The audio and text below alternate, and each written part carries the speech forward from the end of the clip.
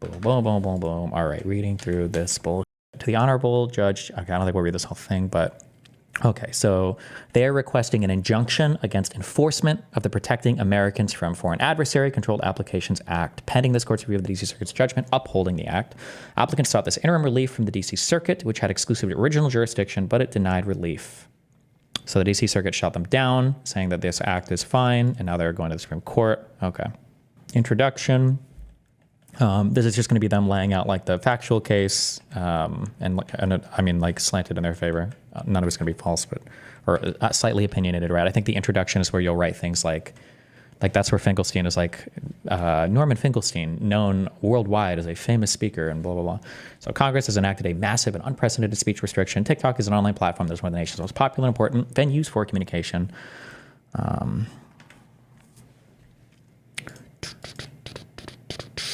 There's a strong public interest that the court have the opportunity to exercise plenary review.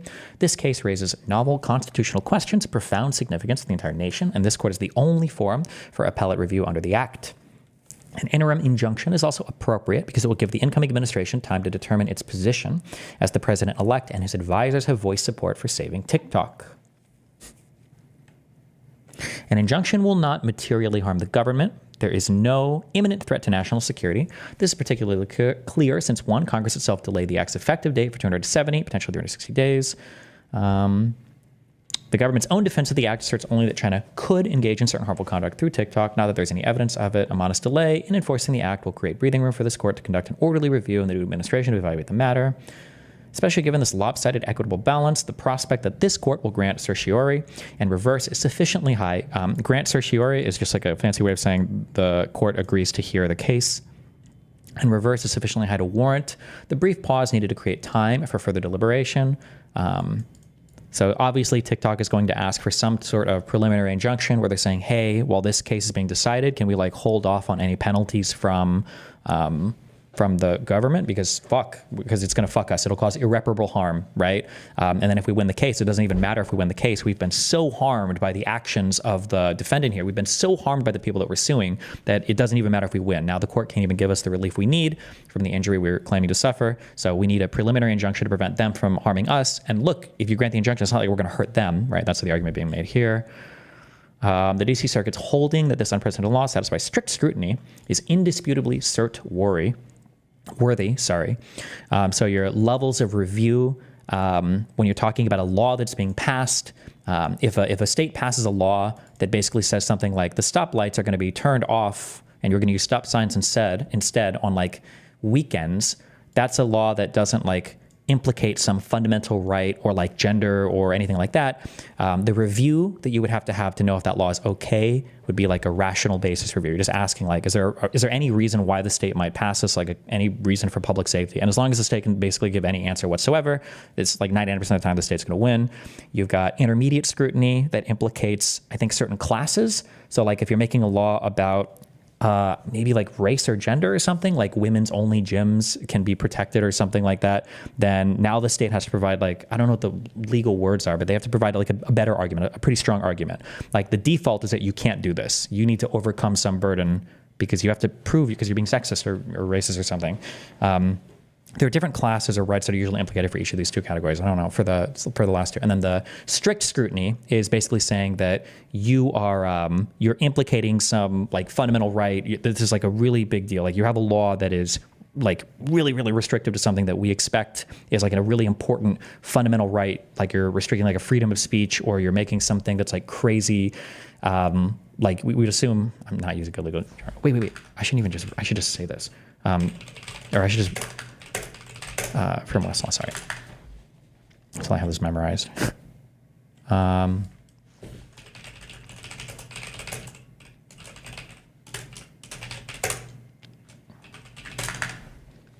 Open up. Open up. Rational basis test. The rational basis test is a judicial review test used by courts to determine the constitutionality of a statute or ordinance. It's also referred to as rational review. Under this test, the statute or ordinance must have a legitimate state interest, and there must be a rational connection between the statutes/ordinance's means and goals. The rational basis test is one of 3 judicial review tests, alongside the intermediate scrutiny test and the strict scrutiny test. Both the intermediate scrutiny and strict scrutiny tests are considered more stringent than rational basis test. So this is a really easy one. Like basically every single thing will survive. It should, unless you're like making the most random retarded laws ever. Okay, so, and then, hold on. Okay, so for intermediate scrutiny, this is a test courts often use in the field of constitutional law to determine a statute's constitutionality. Intermediate scrutiny is only invoked when a state or the federal government passes a statute which discriminates against, negatively affects, or creates some kind of classification affecting certain protected classes. This is described in further detail in the next section. To pass intermediate scrutiny, the challenge law must, 1, further an important government interest, lower burden than compelling state interest required by strict scrutiny test, and must do so by means that are substantially related to that interest. As the name implies, intermediate scrutiny is less rigorous than strict scrutiny, but more rigorous than the rational basis test. Intermediate scrutiny is used in equal protection challenges to gender classifications, as well as in some First Amendment cases. So let's say that I don't know if you would pass a law saying that like women's gyms are only for women or something, but like if you pass the law saying that, and your law is like men can no longer drive cars because that'll prevent them from getting into the gym, then that might like further a government interest. Like you would want to have women's only gyms maybe, but it's not like tailored narrowly enough to just preventing men. Like it's doing way more harm to do that. So you'd have to change that law there, because banning men from driving, I don't think is substantially related to that interest. It would have to be like more specific, I guess.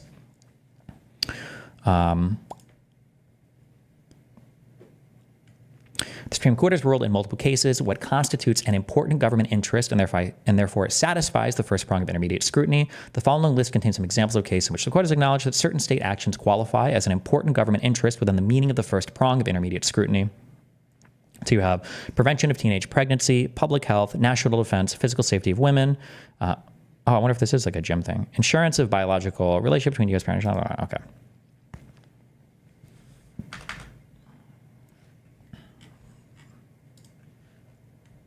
I don't know what this has to do. I don't have time. We're not gonna read this. Okay, and then sorry. Okay, so just the three bases of reviews are like decently like there are good questions being dropped in YouTube chat. Oh shit, did I miss something?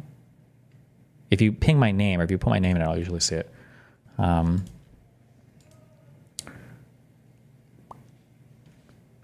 basis review. Where are we at? Strict scrutiny test. Sorry. Okay. Okay. So strict scrutiny is your biggest test. So strict scrutiny is a form of judicial review that courts in the United States use to determine the constitutionality of government action that burdens a fundamental right or involves a suspect classification, including race, religion, national origin, and alienage.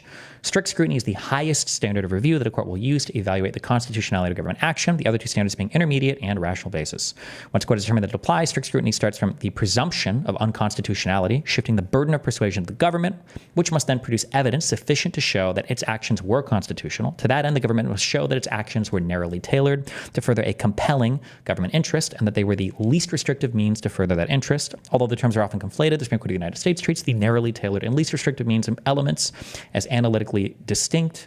But okay, anyway, all that to say that the DC Circuit's holding that this unprecedented law satisfies strict scrutiny is indisputably certiorari worthy. So this sentence just means that the DC Circuit said that if you were to do a strict scrutiny analysis of this congressional statute that allows them to ban TikTok from operating in the U.S., that it would survive a strict scrutiny review, and a strict scrutiny implication is a very big deal, right? Because we know that strict scrutiny laws are implicating fundamental rights, okay, meaning really important things, and the group that they're targeting is suspicious, right? As in, like, I can understand why you might have like a women's only gym or a man's only gym. Why do you have a blacks only gym? Or a whites only gym? Like these are like, now the classification is like very strange, right? So you have to make a very, very, very good argument here for why it should be allowed to be that way, right? But okay, so they're saying obviously the Supreme Court should talk about this. Isn't this what Rudy got confused about? I don't know. That Rudy Giuliani thing is impossible for me to understand. I don't know if he had a brain aneurysm or what, but okay. Speech restrictions have survived the Constitution's most demanding standard only in rare and narrow circumstances. This court should ensure that this critical protection has not been diluted by a decision upholding a law banning a speech platform used by half the country. To be sure, the D.C. Circuit portrayed its decision as fact-bound, saying there's persuasive evidence of national security risks identified by the government in the public record. My super gut instinct is there's no way this ban goes through, but I'm also reading their argument because I'm just trying to think from my perspective as a U.S. citizen. If China were to invest in my company and they had a 20% stake, then theoretically, depending on how I operate, or if I were to allow people to post on my website or something like that, like I could come under, this is a huge, you're destroying my freedom of speech here, right? Which is okay. You can attack somebody's freedom of speech. You just have to have a very, very, very compelling reason to do so, right? But this court should ensure that this critical protection is not allowed to be sure that there's a fact bound, okay. But the court ignored critical gaps in the record before Congress during the act's hasty passage. Or still, the court's flawed legal rationales would open the door to upholding content-based speech bans in contexts far different than this one. Fear-mongering about national security cannot obscure the threat that the act itself poses to all Americans. Somebody said, should Russia have been allowed to invest in Tenet Company? Yes, there's no problem with that. The problem is that they hid it. They lied about it, which is a FAR violation, right? Does strict scrutiny really apply here? Let's say I'm banning McDonald's, but not Burger King. There's no protected class, right? Like, would that qualify as removing the right for fast food? No, you're banning my ability to have a company that does social media.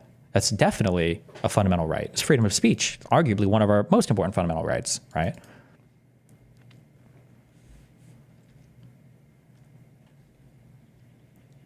But you would be a U.S. owner in that example, right? Isn't that what the bill wants TikTok to do? Remember, the bill said that there only has to be a 20% stake in a company for there to be a cause of action. A cause of action means there's a reason for a civil suit to go forth against your company. Unless I misread something. The controlled by a foreign adversary is an entity with respect to which a foreign person or combination of foreign persons described as subparagraph A directly or indirectly own at least a 20% stake. And this is an or, right? So it's either A or B or C, right? So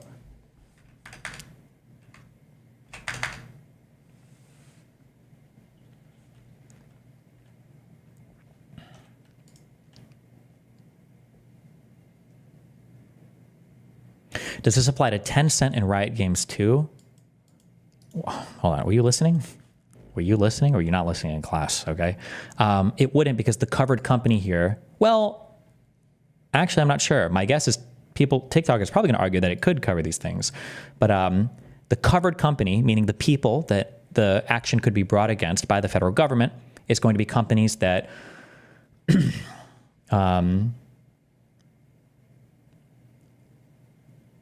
do all four of these things. I believe all four of these things are required. Permits a user to create an account or profile to generate, share, and view text, images, videos, real-time communications, or similar content. Has more than 1 million monthly active users. Enables one or more users to generate or distribute content that can be viewed by other users of the website. And enables one or more users to view content generated by other users of the website, desktop app, mobile app. I don't know if you can do this on League. You'd have to have like some social media part of it where you can post things that everybody can see. I'm not sure.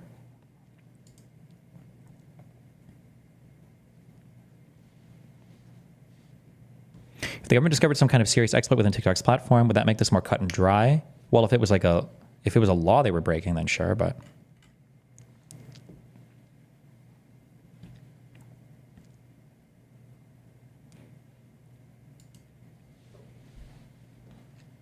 On the merits, the D.C. Circuit started on the right path by assuming that the act is subject to strict scrutiny. The government conceded that TikTok Inc. is a bona fide domestic entity operating domestically that is engaged in expressive activity through the creation of content on the platform. Damn. So the D.C. Circuit held this up under a strict scrutiny review, meaning that the D.C. Circuit feels that there is a very compelling argument as to the constitutionality of this. Now, different circuits can lean in different ways. Like, I think the meme is like is it the Ninth Circuit? That's like California and them, where they're like, oh, this is the activist circuit, the activist judges, the liberals. I don't know if there's like a certain, I think like is it the Fifth Circuit, like Texas? Different circuits of appeal, Wikipedia, USA, where people will say like, oh, this circuit is always giving conservative rulings. There's some guy in the Northern District of Texas that's always sucking off corporations or something, right? These are your different circuit courts. And remember, regardless of location, a circuit court is always, I think, for federal cases. Although sometimes federal courts can hear state cases for some things, but it's different. But generally speaking, I'll say generally, because I think there are some weird exceptions where they can hear state law or whatever. But regardless, okay. On the merits, CDC circuit started, the act applies only to covered applications on websites like TikTok that make the express choice to enable users to generate or distribute content. The act then singles out TikTok for disfavored treatment by banning applicants from operating TikTok without giving the benefit of procedural and substantive standards forwarded to other covered speakers. Moreover, as the DC Circuit stressed, the act cannot be justified without reference to the content of the regulated speech, as one of the government's asserted concerns about Chinese influence itself references the content of TikTok's speech. Because TikTok Inc. is a U.S. company exercising editorial discretion over a U.S. speech platform, the First Amendment fully protects it from Congress's attempt to ban its operation of the platform based on its purported susceptibility to foreign influence. Strict scrutiny applies here, just as it would if Congress banned a specified American citizen from operating a particular American newspaper merely because a foreign nation might be able to control what he printed or misuse his subscriber data. They went fundamentally astray, however, in concluding that the act survives strict scrutiny. First, it held that Congress could ban applicants' operation of TikTok based on the risk of covert manipulation of content by China. But as in all strict scrutiny cases, the government bears the burden of proof. And here, neither Congress, the government, nor the DC Circuit identified any evidentiary basis to declare that the covert nature of any such risk could not be remedied through an express disclosure. That is how the First Amendment requires the government to address concern that the public is being misled about who is behind the speech they receive. Second, the court also held that Congress could single out TikTok as presenting the most pressing concern that China could improperly obtain U.S. user data. But the act inexplicably exempts numerous websites and applications that present no less risk, if not greater risk. That is kind of weird too, that like certain like review sites or whatever else is for some reason exempt. Sure. Such under-inclusion typically forecloses a determination that a law substantially advances the interest asserted as required to satisfy strict scrutiny. So what they're saying that like, if you're really saying that the state is trying to advance this interest in such a precise way that implicates a fundamental right, then the way you've written this law seems contrary to that goal, right? Indeed, when this gross overbreadth as to covert Chinese content manipulation is paired with this gross under-inclusion as to data security, the strong combined inference is that Congress passed the act for a different reason entirely. Okay, I don't have to read this whole thing. So the question presented is whether the act is unconstitutional as applied to TikTok Inc. and ByteDance limited liability or whatever, because it categorically and uniquely prohibits them from operating the TikTok speech platform and other applications in this country. Opinion below and provisions involved. The DC Circuit's opinion is available in this bullshit. Jurisdiction, DC Court, exclusive jurisdiction statement. Okay. These are just statements of fact, I think.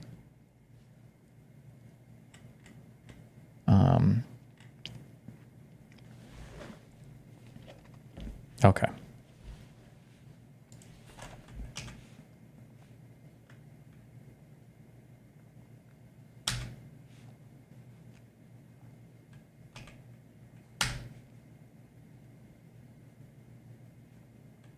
Why is Telegram not included? Don't know. Don't know enough about Telegram or how that operates, so.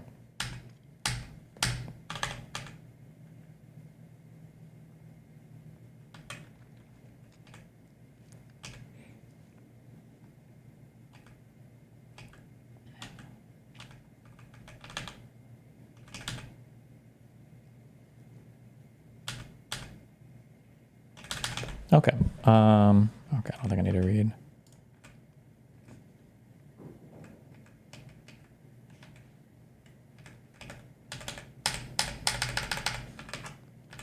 Okay.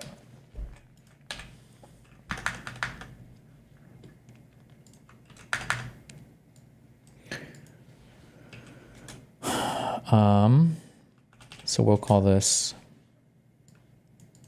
an emergency application for injunction.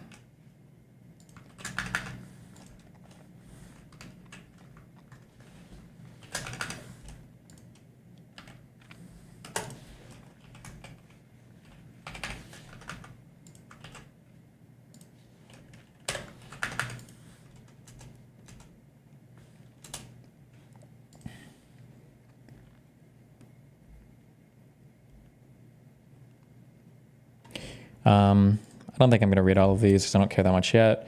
So an amicus curiae, I don't know, fucking read this bullshit. Or what the fuck Latin.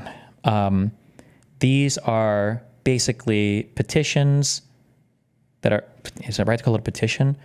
These are things that are filed by people who aren't parties to the case, but they want to support, I think it can be a litigant on either side. So maybe I'm like a law professor who studies First Amendment speech. I might want to file a brief to the court in support of one of the petitioners, and that's what these things are. I don't know if it has to only be like a plaintiff or a defendant. I'm not sure 100%.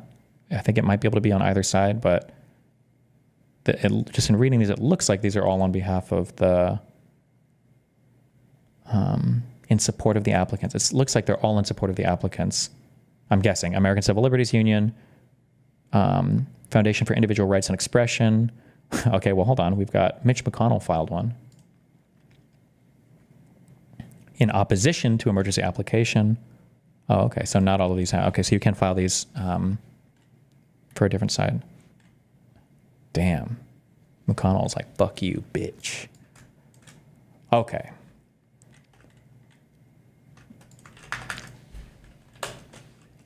We can call this the docket, I guess. Just to have, this will give us updates on filing. Bullshit if we need it. Okay, oral arguments. Trump submitted one too, but he didn't argue how SCOTUS should rule. Oh, sure. I would be highly cautious in reading anything from an attorney that Trump hires. Trump attorneys have demonstrated in the past that they are legally and potentially even like English illiterate.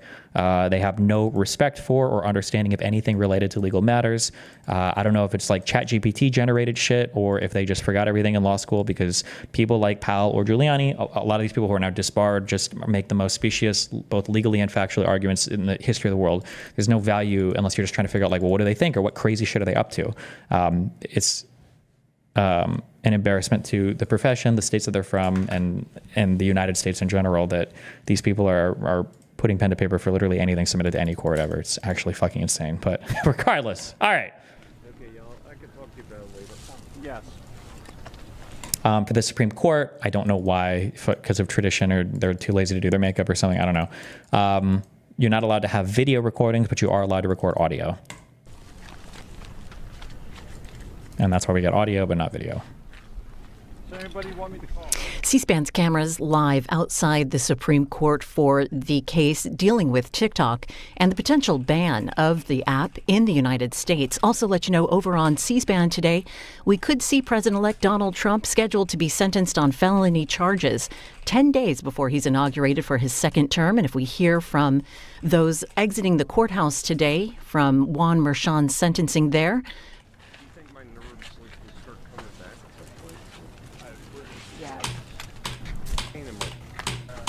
Mr. Chief versus Garland and the consolidated case. Mr. Francisco. Mr. Chief Justice, and may it please the court.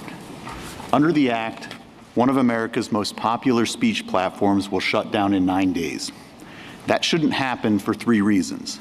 First, TikTok Incorporated is a U.S. company speaking in the United States. The Act requires it to go dark unless ByteDance executes a qualified divestiture. Whether you call that a ban or a divestiture, one thing is clear. It's a burden on TikTok's speech, so the First Amendment applies. Second, the Act is content-based from beginning to end. It applies only to social media platforms that have user-generated content, except for business, product, and travel reviews. Remember, so I don't know if the other, I'm guessing that's how I will make this argument. If you're an individual, you always want to argue for the highest level of scrutiny because it makes the burden fall on the side of the government. So of course, TikTok and ByteDance are going to argue for a strict scrutiny review. My guess is the other side is going to try to argue a lower review. I don't know if they would go all the way to rational basis or intermediate, or maybe they just wouldn't give a fuck. But you want to have the highest burden possible on the government because they're the ones taking action issues. So that's where this argument is starting. That makes sense, right?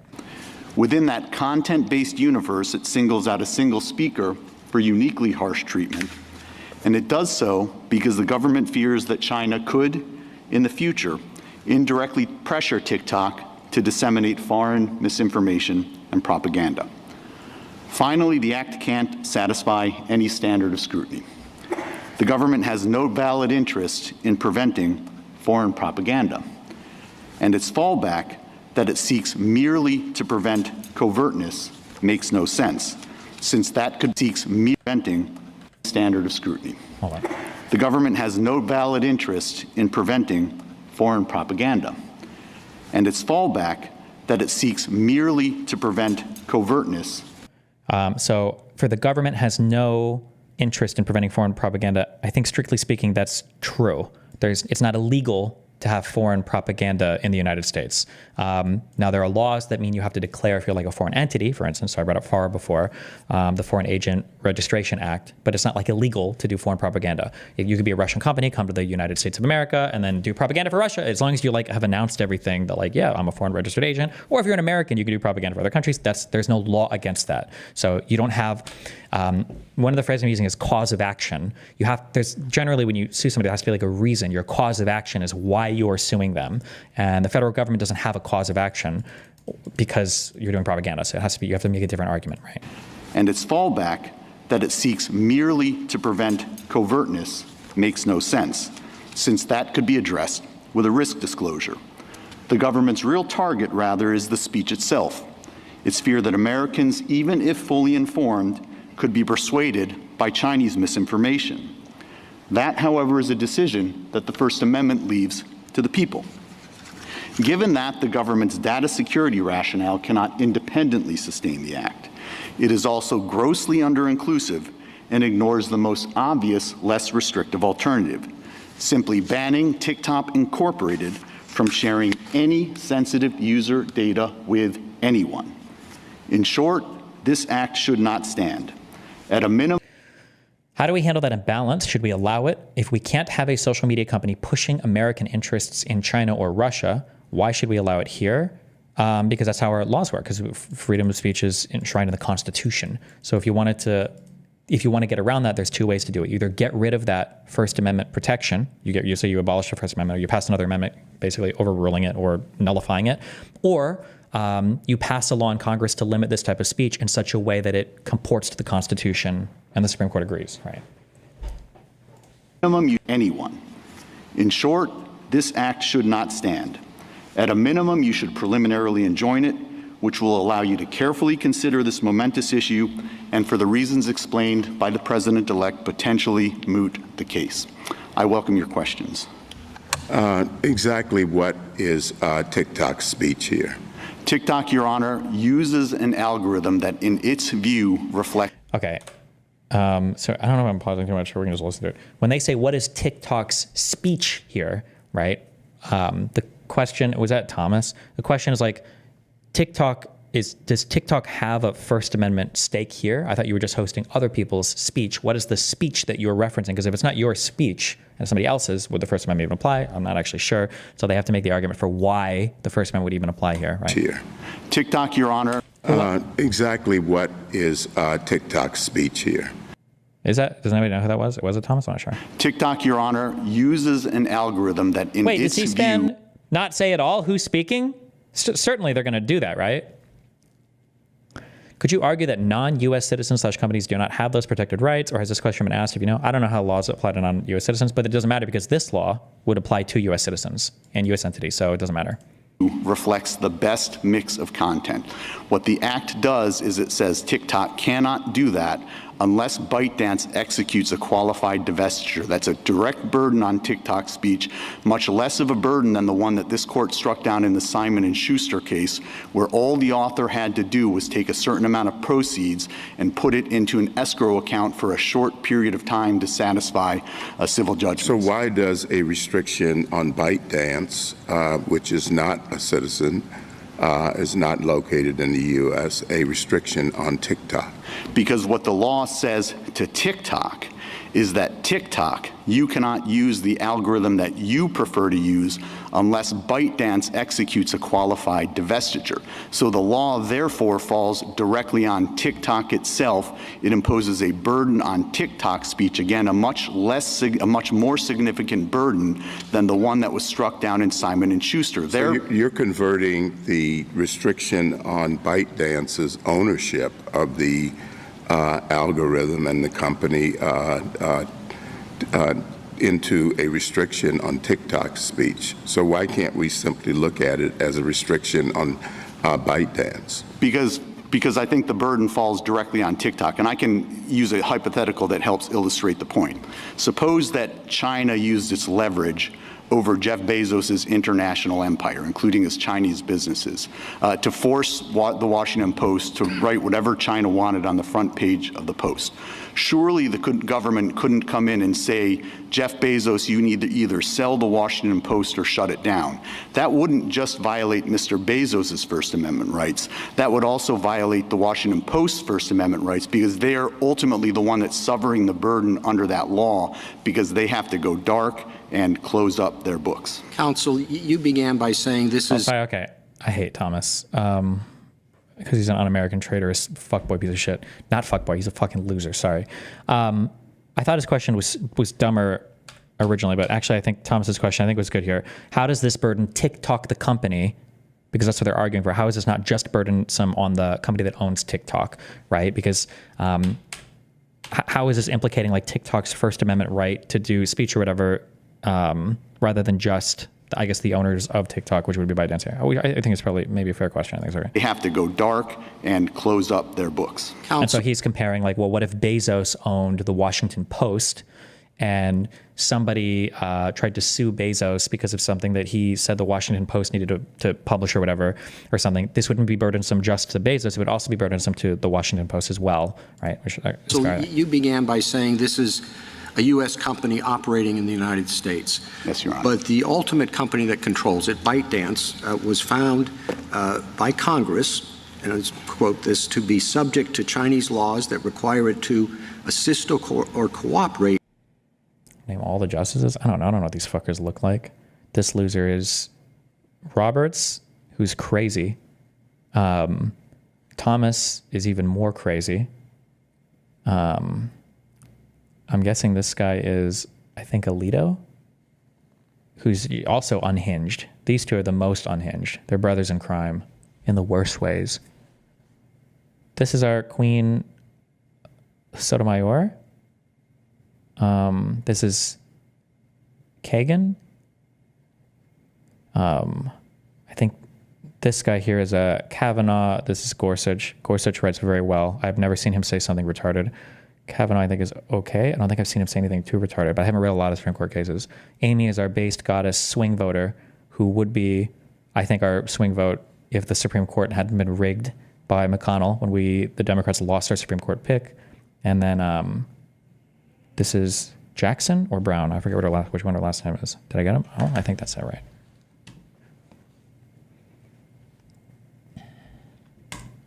With the Chinese government's intelligence work, quotes, and to ensure that the Chinese government has the power to access and control private data that the company holds.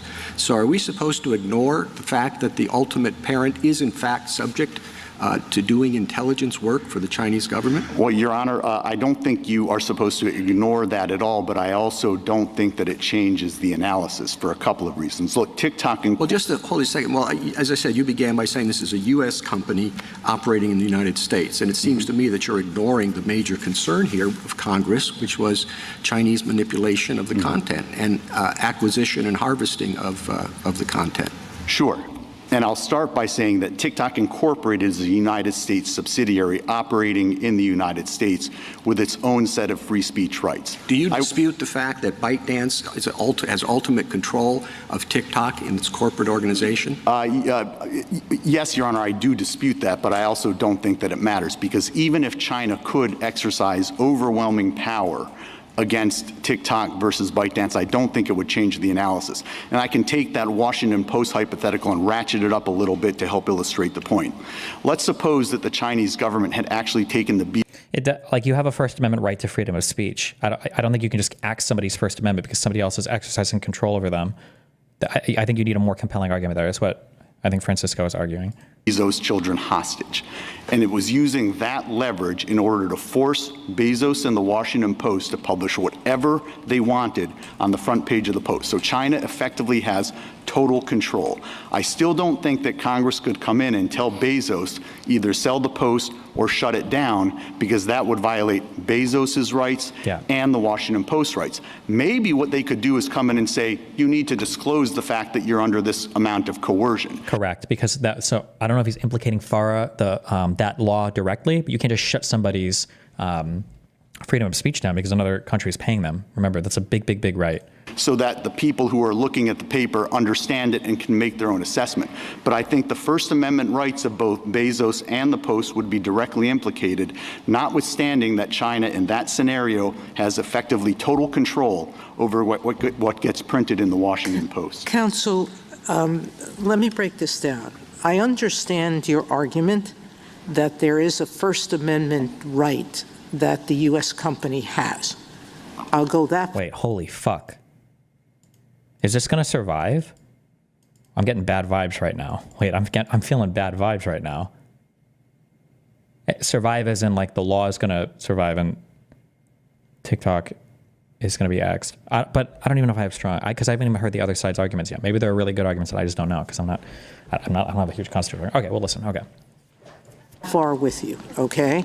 I'll take because we're affecting their ability to talk in whatever way they choose.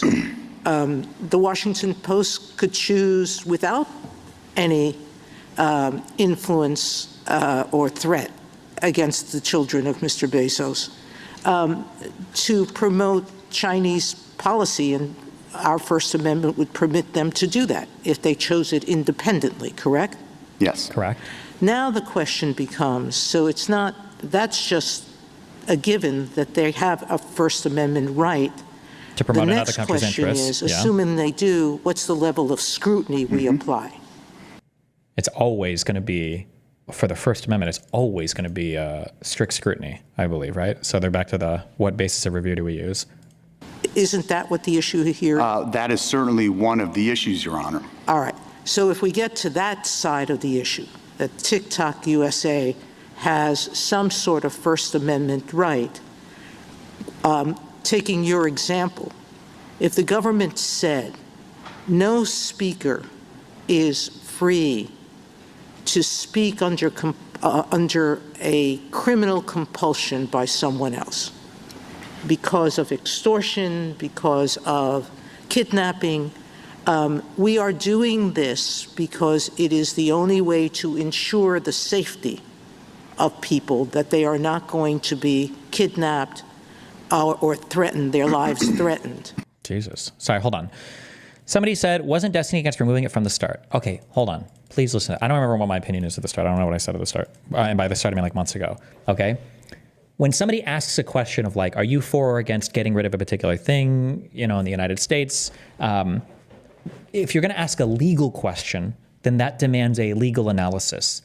So that's why before going to the oral arguments, I wanted to read at the very least the request for the writ of certiorari or whatever, and then just have some understanding of what the case is about. Because like I might say something like, somebody might say, oh, they wanted to ban TikTok for national security interests with the president. And that might sound like a legal argument. Oh, okay, national security, sure. And I say, yeah, I guess that's probably okay. But let's say that the law they passed to do it was, the law says the president at any point in time can dictate any country as an enemy to the US. And if any platform says anything good about that country, then that's a compelling national security interest to ban that, boom. In that case, even if I'm for banning something for national security interest, the legal analysis would be like, no, what the fuck? The president can't just declare anybody an enemy and ban a thing. Legal analysis is important for legal things.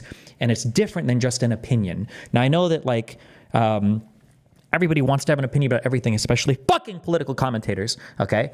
But to have an opinion about a legal case, it should be done through the lens of a legal analysis, okay?